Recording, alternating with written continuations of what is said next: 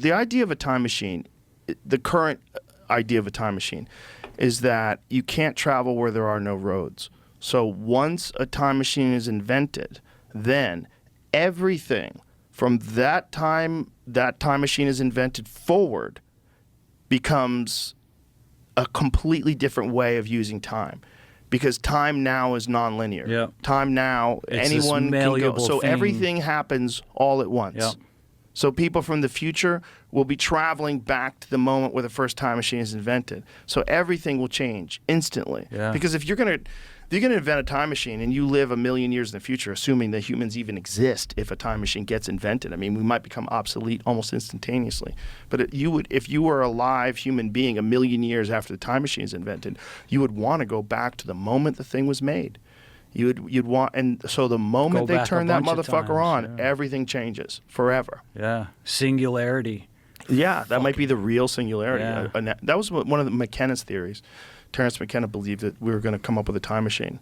Imagine seeing the first nuke go off and realize that nothing's ever going to be the same again. When they dropped that first nuke in a city, just like, oh my God, what have you done? Yeah. What have you done? And what precedent have you set?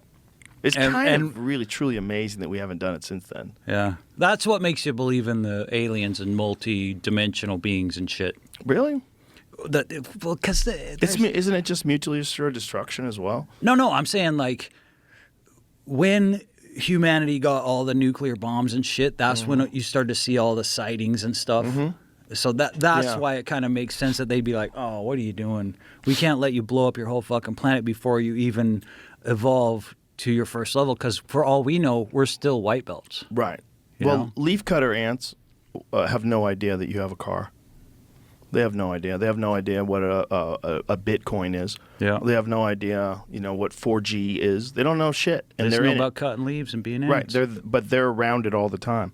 It's very possible that there's some shit like that in other dimensions that are equally bizarre that we are not connected to all the time, and they might be here all the time. And if that's the case, then it makes sense that they would start showing up when we were in the middle of dropping nukes on each other. They'd be like, hey. Maybe they needed to let us know, like, hey, there's some other folks here, and they're way more advanced, and settle the fuck down. And we're trying to bring you along, just, The problem is with all that stuff is it's so hard to know what's true and what's bullshit. The UFO thing, there's way more evidence. It's so hard to know what's bullshit.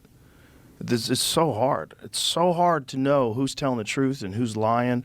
It's so hard to know what involvement the government has in terms of, like, how many of these things are drones. You're hearing now that a lot of these people that believe that these things are flying around, they think that what we're dealing with is some sort of a government drone, and that a lot of this off-world craft talk is really just misinformation so that they don't have to take accountability for having some crazy thing that China doesn't have, or maybe China has that we don't have, and then they want to lie about it, and try to develop whatever the fuck they have.